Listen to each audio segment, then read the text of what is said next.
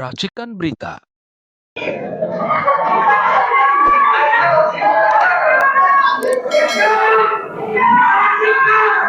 Assalamualaikum warahmatullahi wabarakatuh. Salam sejahtera bagi kita semua. Saya diundang kemari, kemudian saya tanya acara apa, deklarasi menolak kriminalisasi terhadap 12 aktivis ini. Karena itu saya hadir. Saya tahu ini adalah kriminalisasi terhadap orang tidak berdosa. Saya pernah dikurung 1 bulan karena kriminalisasi. Jadi saya tahu rasanya, Bu. Menurut saya yang namanya kriminalisasi ini sama dengan fitnah. Orang tidak bersalah dituduh bersalah. Itu kan fitnah. Ingat orang-orang tua kita dulu, senior itu mengatakan fitnah itu lebih kejam dari pembunuhan. Jadi kita bisa bayangkan apa yang dilakukan. Saya nggak mengatakan ini dilakukan oleh Jokowi Widodo, karena Jokowi Widodo itu yang kita bilang sebetulnya bajingan penipu. Udah pasti dia tidak punya ijazah. KPU Solo tidak ada ijazah dia. KPU DKI tidak ada. KPU pusat tidak ada. Udah jelas. Yang lain-lain tadi sudah jelas, Mas Eros. Yang saya sesalkan dan saya kecewa lagi adalah aparat negara, dari mulai presiden dan pembantu utamanya dalam penegakan hukum adalah Kapolri. Karena itu pada kesempatan ini saya menuntut kepada Presiden Prabowo. Saya ulang lagi kalimatnya, Bapak kemana? Jangan keluar negeri saja, dalam negeri ini compang cantik. Jangan Bapak Presiden keluar negeri saja, di luar negeri juga ditipu oleh Donald Trump. Di dalam negeri rakyatnya menderita dikriminalisasi ini. Bapak akan bertanggungjawabkan di dunia dan di akhirat.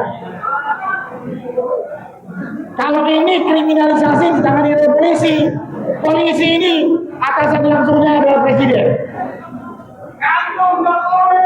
Jadi dalam hal ini saya hanya mau mengatakan kepada tanggung jawab Bapak Presiden, satu masalah ini saja, masih banyak lain. Kejoliman, ketidakadilan, kebiadaban yang terjadi di dalam negeri, perampasan lahan, kriminalisasi, lain-lain hal. Dan kepada jajaran Polri, saya sampaikan pada kesempatan ini, ingat sumpahmu waktu dilantik sebagai polisi negara. Polri bukan polisinya pemerintah, tapi polisinya negara. Dan sekarang lebih sempit lagi, jadi polisinya Jokowi.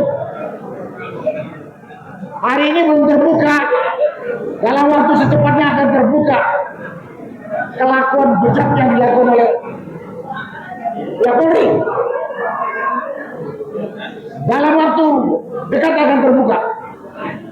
Kalau rakyat sudah sadar bersatu, yakin dia terbuka. Karena itu sekali lagi pada kesempatan ini Pak Prabowo, coba Bapak ikutin media sosial yang tersebar begitu banyak. Bapak jangan hanya menerima informasi dari orang lingkaran dekat saja. Dalam satu medsos saya pernah berkata di depannya Mas Eros, saya tahu yang namanya Presiden Prabowo ini tidak atau jarang sekali melihat berita di media sosial. Kita juga akan shopping telinga sekitar. Dapatnya informasi dari orang sekitarnya, dan orang sekitarnya itu saya tahu anak-anak muda yang tidak begitu mendalami bagaimana ngurus negara.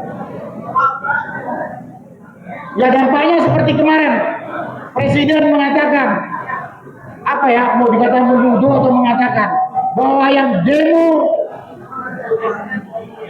yang menyatakan Indonesia gelap di biaya yang koruptor. Kembali Pak, kembali.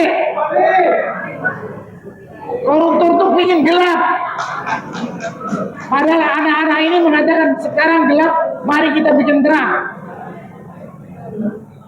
Dan kalau terang, mati itu koruptor. Jadi Bapak jangan dengar berita dari orang-orang sekeliling Bapak yang tidak bertanggung jawab. Inilah yang bisa saya sampaikan. Saya menuntut kepada Presiden, kemana Bapak? Rakyat Bapak ini udah teriak dari Sabang sampai Merauke. Polisi, Polri, bersikaplah profesional, jujur, adil. Jangan nanti semua kebiadaban ini ada pertanggungjawaban dunia akhirat. Kemudian pada kesempatan penutup ini saya sampaikan kepada anak-anak muda yang notabene anak-anak saya.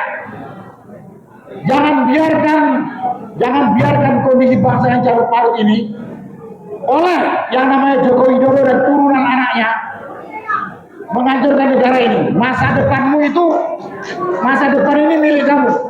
Jangan diam aja anak muda.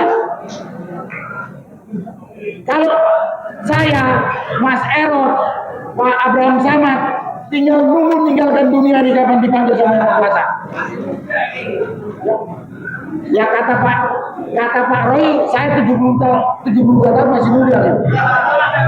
Ya alhamdulillah kalau demikian. Itulah. Terakhir saya sampaikan kepada anak-anak muda, terutama anak-anak mahasiswa. Jangan sampai masa depanmu dirampas oleh manusia-manusia rakus serakah.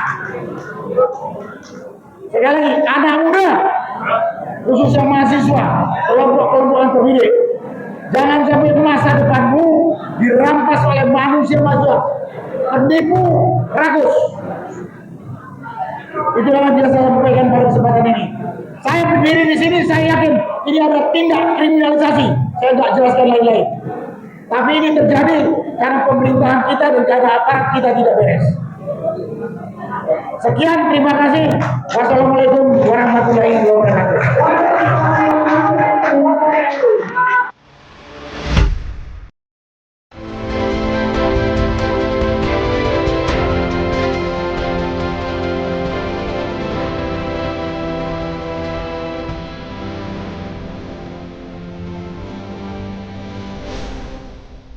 Racikan Berita